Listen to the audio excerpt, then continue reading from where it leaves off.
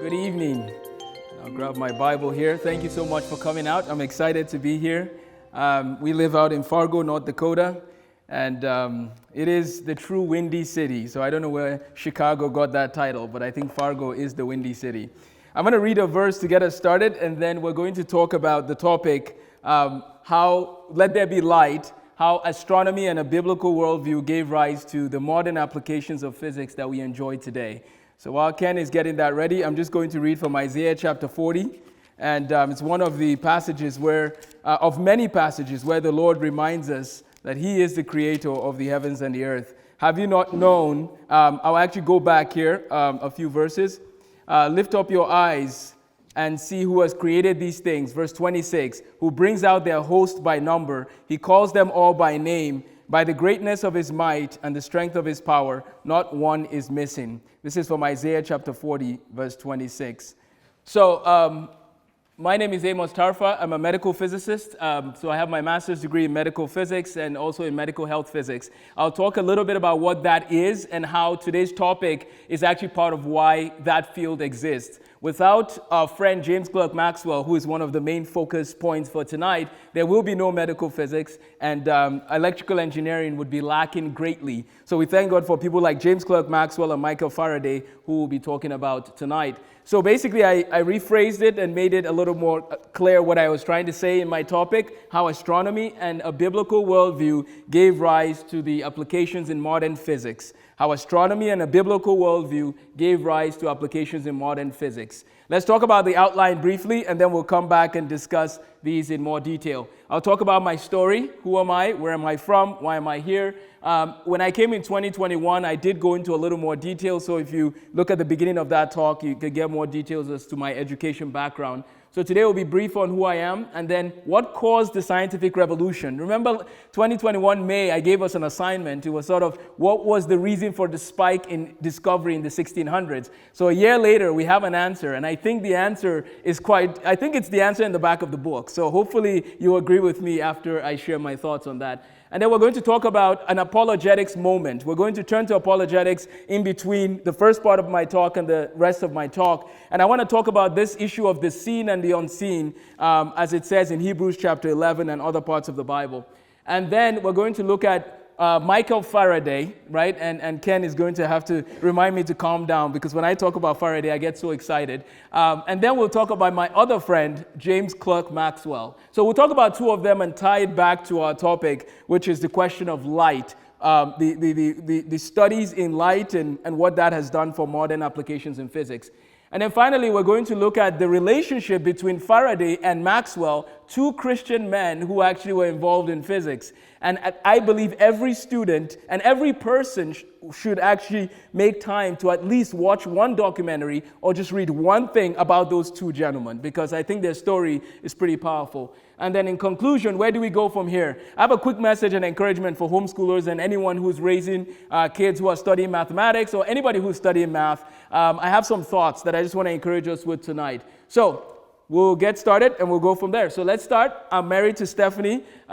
We've been blessed, as I said, and Ken has shared. The Lord has blessed us with many little ones, and we're excited to raise up some of the next generation of scientists and thinkers. They can decide to do anything with their lives after they get their math degrees. But no, I'm kidding. They can study other things. But math is something that we love in our home. My background, bachelor's in chemistry, minor in philosophy of science was my emphasis. And then I shared about the master's. The PhD realm is actually, so you look at physical chemistry, which is pretty much physics hanging out in the chemistry department. That's really what physical chemistry is. But then I also have an interest in something called STEM education, which is how we train people in their science and math education. And I grew up in Nigeria, where the rigor is much higher and there's a higher expectation for what kids can do in math and science. And I feel like America has lowered the bar. And so I want to see if I can make an impact as a scientist on education as well. My wife and I are also part of a school that started in the Moorhead, Minnesota area called LifeSTEM Academy. I'll just share one thing about the logo of LifeSTEM Academy after I show you my little map here. This is where Nigeria is, if anybody's wondering. I came to America, while I was still a teenager, but this is where I grew up and spent most of my life. We speak British English there, so you might notice that my words might be a little different. So let me just talk about this for a second, because this is one of the things we're working on to raise up the next generations of James Clerk Maxwells. This is Lifestem Academy. It started in June of this year, and it's basically just an opportunity for homeschoolers to come, spend some time together, and even some kids who used to go to public school but who want a Christian education in learning the history of science and math. So that's Lifestem Academy. The logo, basically, we have the atom over there, or at least a model, just modeling the idea of studying or looking at science. And then we have the tree representing growth, spiritual growth, and just growth overall. And then we have the books representing the Bible and books.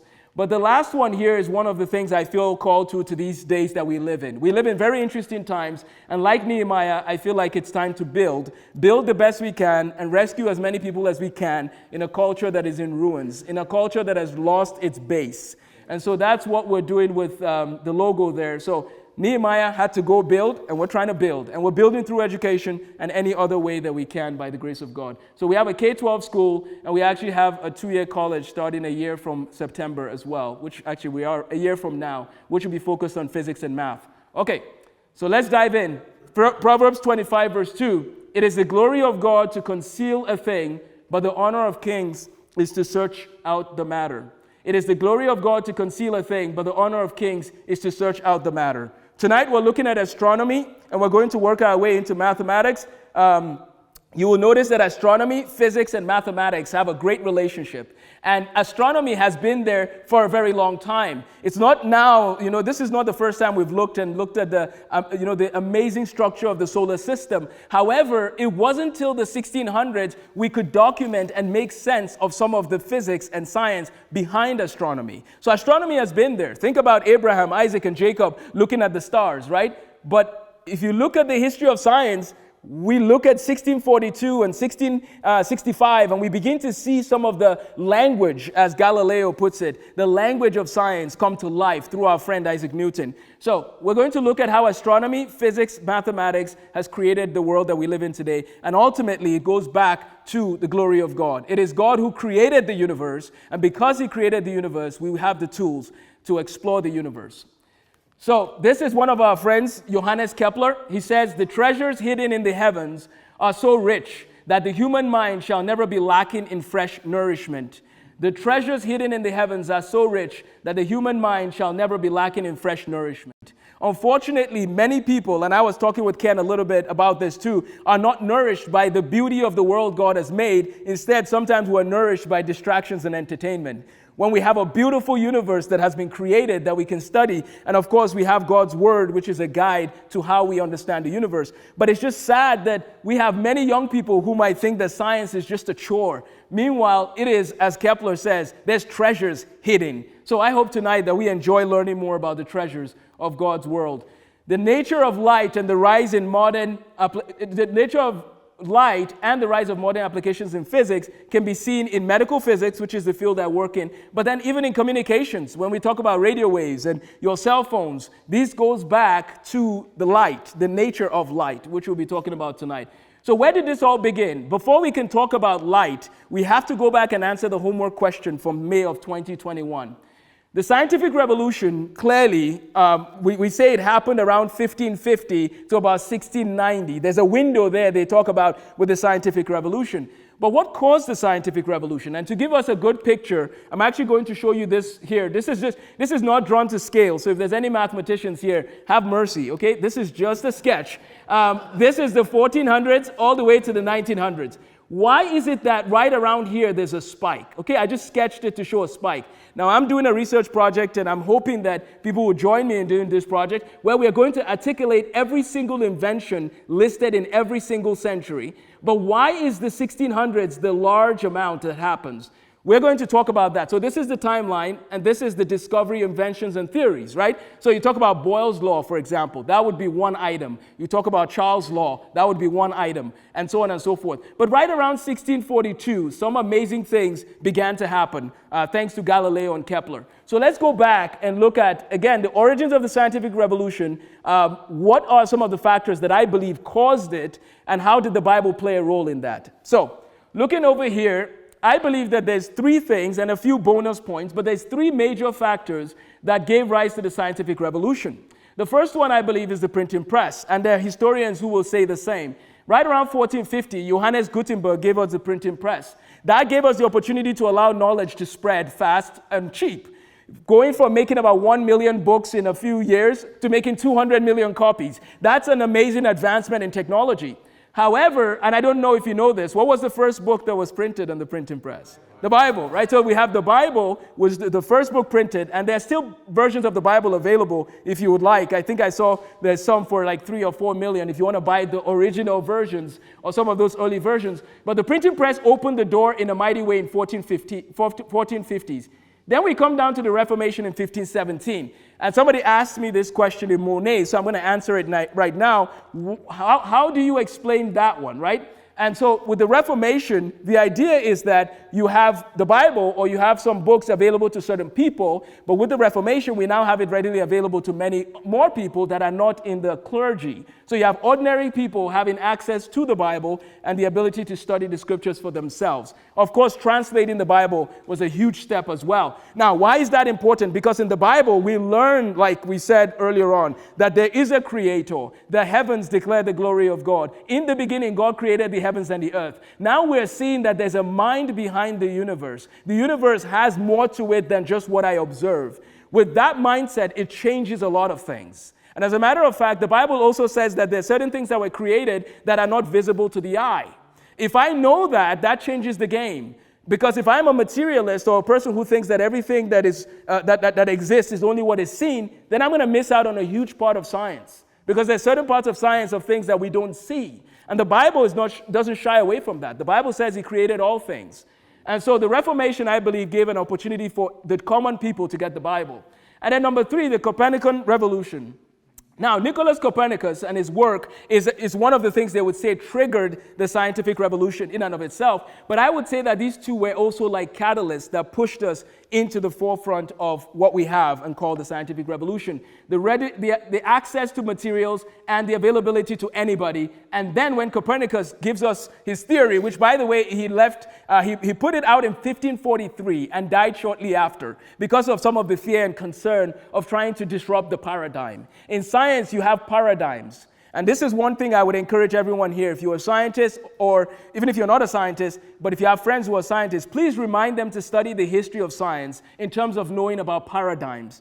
The reason why that's important is because scientists sometimes think that the study of the concrete or the hypotheses and theories and all that is the only thing that we need to know without understanding the paradigms that are creating those studies. So paradigms are important, and I don't think scientists take time to study that. So we left one paradigm where Earth was the center of the solar system, and the sun became the center of the solar system in his paradigm. As I said, he released it right before he died, and he was able to escape some of the drama that ensued. However, a gentleman by the name of Galileo Galilei took up that mantle and did some of the, you got his telescope, and that telescope is part of what changed things. Being able to look out there, being able to see Saturn and Saturn's rings, or trying to study those things. And so that is where we get these 3 things. We get Galileo, and that will lead us to a very important individual. So before I move forward, this is a collaboration project, and I'm putting it out there. If anybody's interested, my email is right there. But what I want to do is I want to take every chemistry textbook, every physics textbook, and try and look at what are the theories that are taught to students, and can we put them in a database and then graph a chart showing how the scientific revolution really happened by the increase in knowledge and theories. So I want to actually put it so that if you type in 1655, enter, it tells you every theory that came out in 1655. Why is this important? Because I think the interconnectedness of the knowledge and the people will actually spur more scientific work. And I want some of our teenagers to do this work because they have free time. I don't know what free time is anymore. But so I think that we should make time to let's just explore how, God's world has been studied through the years and the explosion of the 1600s. And let's put it in a database. And then as we teach our students about Boyle's law, about pressure and volume, let's tell them who Robert Boyle was and what he was up to. And let's tell them who Isaac Newton was, who happened to be a contemporary of Robert Boyle. So I think that would be really cool for this project. Astronomy, physics, and mathematics. Remember that. Astronomy first, physics comes, mathematics gives us the language to understand the physics that we're learning from astronomy. So astronomy on the macro scale to mathematics in the abstract realm. One individual was very key to this, and he's not our focus for tonight, but just remember that without mathematics, we are limited in astronomy. That individual is none other than Isaac Newton, who was born the same year that Galileo Galilei died. Isaac Newton was born in 1642. So before we move forward, I just have a few beautiful pictures. This is from Alaska. You look at the northern lights, and we begin to see this world of electricity, magnetism, light, and all of that. These things have been there before we ever did science.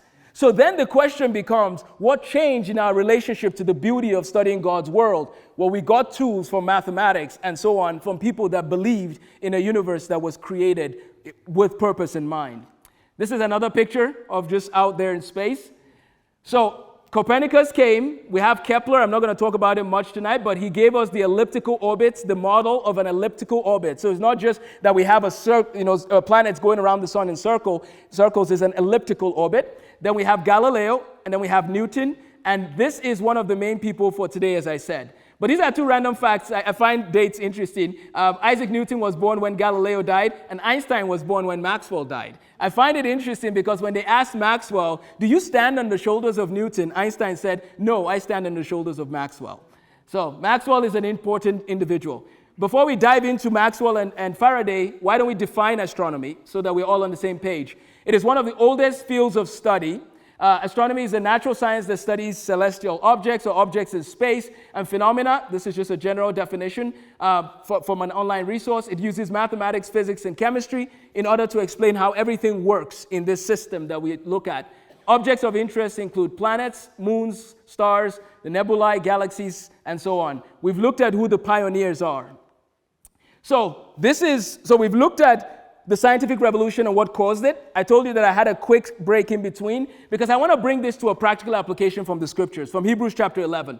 It says, faith is the substance of things hoped for, the evidence of things not seen. For by it the elders obtained a good testimony. By faith, and this is the key verse, by faith we understand that the worlds were framed by the word of God, so that the things which are seen are not made of things which are visible. By faith, Abel offered to God a more excellent sacrifice than Cain, through which he obtained witness that he was righteous, God testifying of his gift, and through it, he being dead still speaks. By faith, Enoch was taken away so that he did not see death and was not found, because God had taken him. For before he was taken, he had this testimony that he pleased God. But without faith, it is impossible to please him, for he who comes to God must believe that he is, and that he is a rewarder of those who diligently seek him. My friends, when we look at the solar system and the galaxy, we have to ask a question. Did it come from its, is what we're seeing coming from something that was there before, or was it spoken into being? The Bible said that long ago, before any of these scientists began to do their work. The Bible already established something right there, that the world that we have came from what was not seen. And so when we talk with our friends and people who have struggles about the existence of God, one of the things I want to remind people of is, and I heard this even just a few days ago, someone was saying this, that I don't see God, so I don't believe. Do you know how many things you believe in that you don't see almost every day? As a matter of fact, the more technologically advanced we get, the more we depend on things we don't see. Talk about Bluetooth technology, all these things, right? If you went to some village in certain parts of the world and you told them that, oh, there's Bluetooth technology on this, that, and the other, some of the people will think you're just making stuff up, right? They'll say, no, there's no way, I can't see it, right? But here we are saying that we're technologically advanced and then saying we don't believe in things because we can't see them. That's not valid. That's hypocrisy because we trust a lot of things we don't see. And again, the belief in that, the belief in things that are not seen, is part of what helped us do some science. Because we believed there were things there, even though we couldn't see them. The discovery of atoms is a great example. The man who said that there's atoms there, people laughed at him. And it wasn't until 2 years after he died that they actually said he was right. And this was 1908, by the way. And so, just because you don't see something doesn't mean it's not there. The question is, what are the effects? And John chapter 3 tells us this, right? Except a man be born again, he shall not see the kingdom of God. And Jesus tells him again that the wind blows and you don't know where it comes from. So sometimes you don't see things, but the effects are what matters. Number two, some people say that science and faith don't go well together. If you've heard Amos, you know that Amos loves talking about the scientists of faith and those who have blazed the trail for us. So this one, just remind them, tell them a few names of which we'll be talking about tonight. Let's talk about our friend Michael Faraday. Michael Faraday was born into poverty back in the 1700s. He did not have much. It was said of him that he would have a loaf of bread and basically have to eat it over the course of a week. That's how poor Michael Faraday was. But this same man, who basically did not have a college education, went on to become an experimental physicist. I don't see too many young people here tonight, but I'm going to just share something with you that you can pass on to them. Michael Faraday used to go to lectures by a man called Humphrey Davy. And Humphrey Davy was very good at what he did. He actually became Sir Humphrey Davy. And he would take notes at these lectures. And during these lectures, Michael Faraday was able to compile a lot of notes. And one day he sent these notes to Humphrey Davy and basically said, could you give me a chance to work for you? Can I do anything?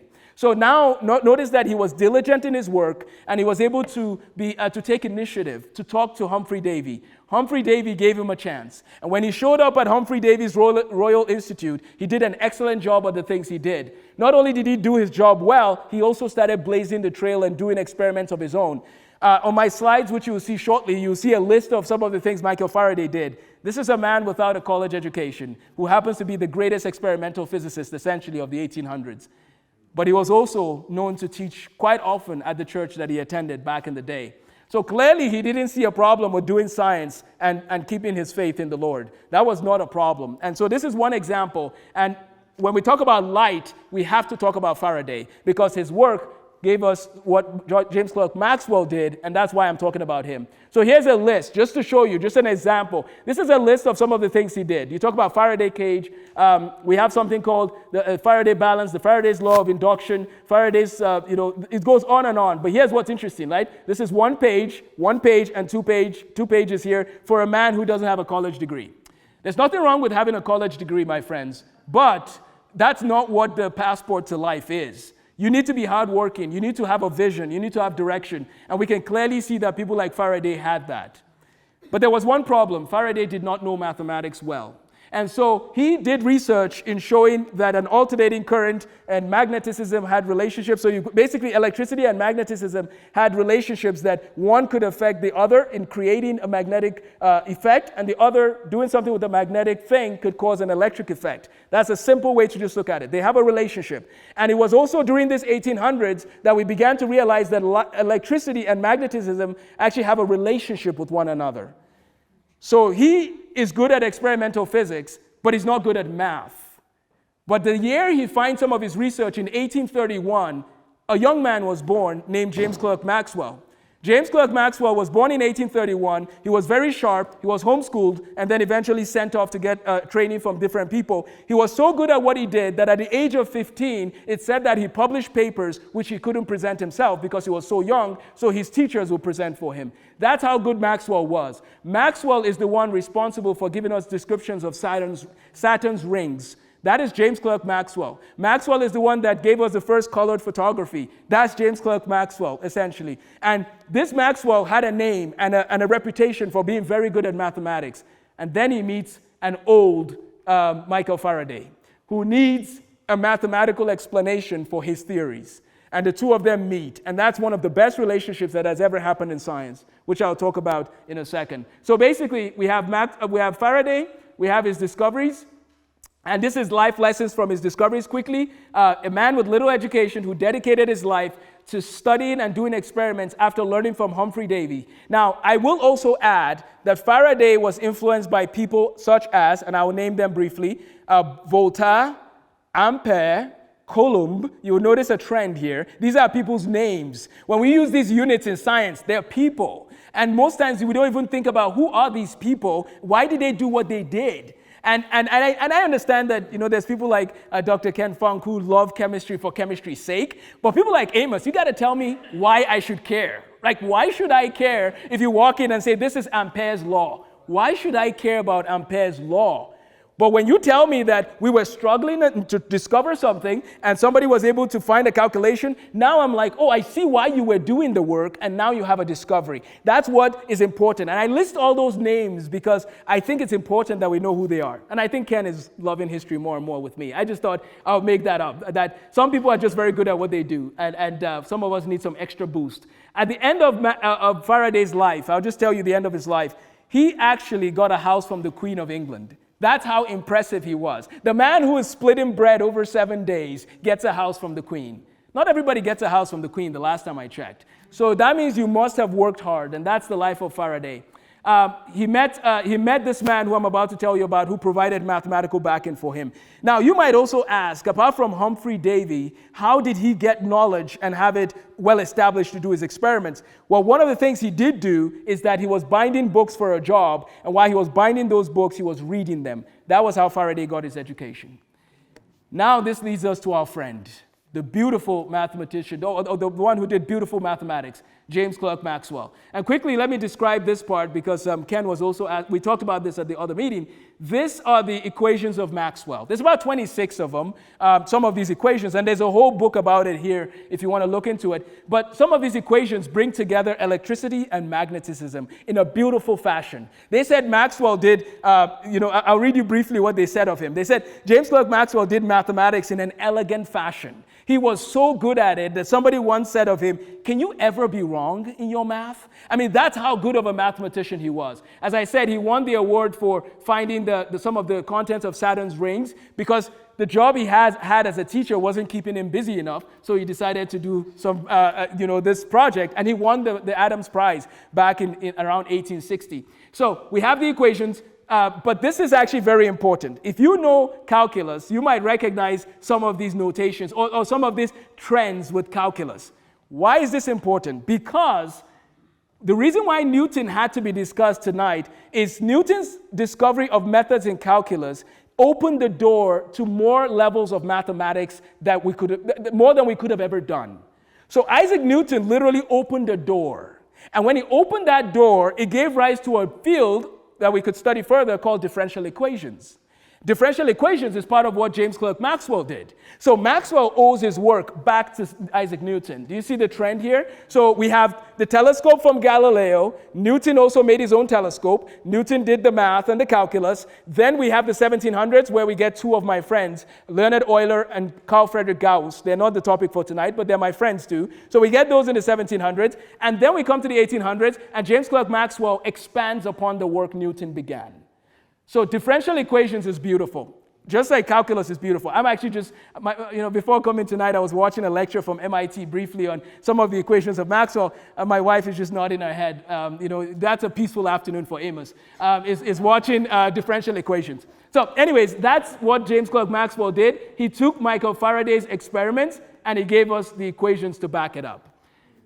This is what James Clerk Maxwell says. He says, I have looked into most philosophical systems, and I have seen that none will work without God. God is the basis. God's the creation and the design of the universe is such that we can study it and have equations, and it's only because God created the world that we can study it as we do. So that's part of where James Clerk Maxwell is coming from. I'll end up my presentation with more of his talk. So Maxwell comes along. I'm going to list a few of his inventions to give you an idea. So we have the first page of Maxwell. We have the second page, and we have the third page. So you notice that with Maxwell, of course, you have Faraday had a lot. Maxwell has even more. And Maxwell not only did amazing work while he was alive, but even after he died, you begin to notice these hyphens where it's like a Maxwell-Boltzmann distribution. So it's almost like your work is continuing even though you're dead. He died in 1879 from stomach cancer at the age of 48, which was the same age that his mother died when he was 8 years old. But that's James Clerk Maxwell for us. So let's put it all together. So Isaac Newton gives us the calculus. Now, some calendar systems use 1643 January, early January. Others use 1642 December 25th. So Newton's birth year is kind of awkward. But it's, as I said, it's about 1642. And then we have Michael Faraday, and then we have James Clerk Maxwell. So from calculus to differential equations, we see that calculus opened the door. I just have a quick thing I want to talk about, as I said, about math education in America. And then we'll begin to wrap things up. I have a few more notes here that I'm going to add to the presentation so that before I take questions. So basically, we have calculus opening the door for Maxwell. We talked about Einstein and his work. And so I brought a picture here, and I see a friend of mine who used to tutor with me back in the university days who is here. Thanks again for coming out. But basically, it's interesting that when I look at the American math system, I just want to give a quick 2-minute commercial, if it's okay. The American math system is broken. That's a fact. You don't have to spend a whole day discussing that. But what is the solution? I'll tell you two quick things we can do. There's many things we can do. Number one, we need to treat topics as individual entities that need to be studied and encourage people to master those topics. That's how James Clerk Maxwell did it. That's how Isaac Newton did it.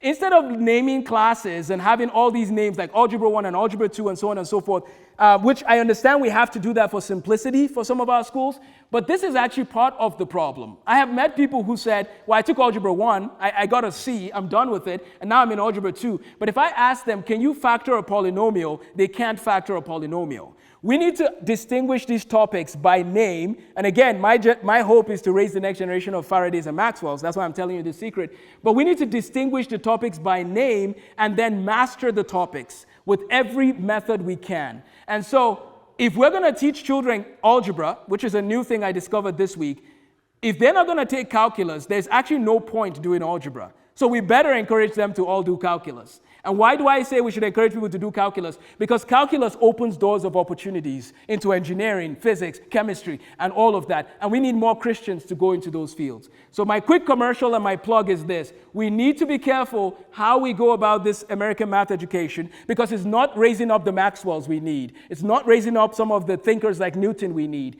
And it's because of some of the methods we're using where we tell kids, oh, you had a C in Algebra 1, come on into Algebra 2. No. If you got a C, figure out what you don't know, master it, and then move on. Okay, that's my plug for education. Okay, moving back here, Maxwell's work with light as electromagnetic radiation opened the door for us to discover that there's visible light, which we can see, but there's other forms of things we can't see, like radio waves, like we could go on and on. But have you ever got an MRI scan before? Do you know that that's back to the question of radio waves, and that's back to the work of the 1800s of James Clerk Maxwell? Have you got an X-ray before? That's back to some of the work of those scientists of the 1800s. That came in 1895, about 20 years after James Clerk Maxwell died. And so the unseen affects what we see. That's very critical. The unseen affects what we see. And so this new paradigm occurred about the 1800s, where we were no longer just studying and what we can see in the universe, but now we're trying to understand rays that we can't see. And so when you look at the electromagnetic spectrum, there's a wavelength, there's a frequency, and then of course there's energy relationships between wavelength and frequency. The shorter your wavelength, the more the energy will be for that particular thing in the electromagnetic spectrum. Have we all seen that example of the electromagnetic spectrum around, right? Where you see visible light, and then you see radio waves, you see microwaves. And so that's where some of this began, is in the 1800s. Gamma rays and so on and so forth. Maxwell-Boltzmann discussion is key here, because Maxwell gave us the work with radiation and radio waves and so on and so forth. Boltzmann gave us the work with atoms and discovering that atoms exist. And there's this idea called the kinetic theory of gases. That actually came from Maxwell as well, just as a bonus. He also gave us the kinetic theory of gases, which Boltzmann continued. So there was a paradigm change in the 1800s whereby we started studying a lot of things we don't see. This is what Kepler said, and then I'll finish back with Maxwell. He says, the wisdom of the Lord is infinite, as are also his glory and his power. Ye heavens, sing his praises. Sun, moon, and planets, glorify him in your ineffable language. Praise him, celestial harmonies, and all who can comprehend them. And thou, my soul, praise thy Creator. It is by him and in him that all exists. This is the man, as I said, we started earlier on, who gave us the elliptical orbit and the description of the solar system that we use today. Because of the work of people like Kepler and people like Maxwell, I'm going to go back here, and people like Maxwell who said, I want to serve my generation like David served his. Because of people like Maxwell and Kepler, the scientists were able to build off on that. And now we have a few books that have come out just in the past few years that are emphasizing this issue of the return of the God hypothesis, for example. This idea that some people were positing that there's some things about this universe that we can only say God is behind it. And this is part of the era where this began. Another book I just saw recently, which talks about James Clerk Maxwell in a little bit of detail, is called Is Atheism Dead?, where Eric Metaxas also shares stories about Christian scientists and so on and so forth. But the goal then is, I talked about lifestem earlier, but the goal is, what if we raise up more Faradays and Maxwells so that we can give this generation a few more Christians who can at least try to redeem the time in science by doing science well, but also holding to a biblical view. That is a dream that we have and we hope for till the Lord returns or he calls us home, that we will dedicate our time and our efforts to raising more efficient mathematicians like James Clerk Maxwell. There's a lot more I could say about Maxwell, but I'm not going to bore you with that, and most of you didn't even, you probably didn't come with your calculus textbook, so we're not going to do that tonight. But I'm going to allow my plane to come to a conclusion, and then I'll have more time for Q&A where I can go into more detail about any of the questions. In the Monet group, I sang this song to wrap up, and I don't know if Ken would allow me to sing just the first part. And so if it's okay, I'm going to sing this song, and then, and I apologize, I noticed I did go a little faster than I wanted to, but I think we'll have time to answer questions and go from there. So let me just sing the first part of this song and the chorus, because when I look at the universe that God has made, that's one of the songs that just plays in my heart. So feel free to sing if you want, or we'll just wrap up with the song and my information at the end. Yes, so please feel free to join in if you would like to. Is there any singers in the house that would love to use Ken's mic to start us off? Anyone? Okay. Oh Lord my God, when I hear awesome wonder, consider all the worlds thy hands have made. I see the stars, I hear the rolling thunder, thy power throughout the universe displayed. Then sings my soul, my Savior God, to thee. How great thou art, how great thou art.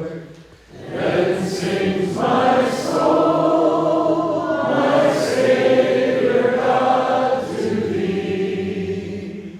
How great thou art, how great thou art. Thank you so much for singing that with me. I'm going to leave the last slide there for a second, and then we'll let our plane descend. So we talked about astronomy. We talked about the heavens declaring the glory of God. We talked about physics. We talked about mathematics, which gave us a tool to make sense of astronomy.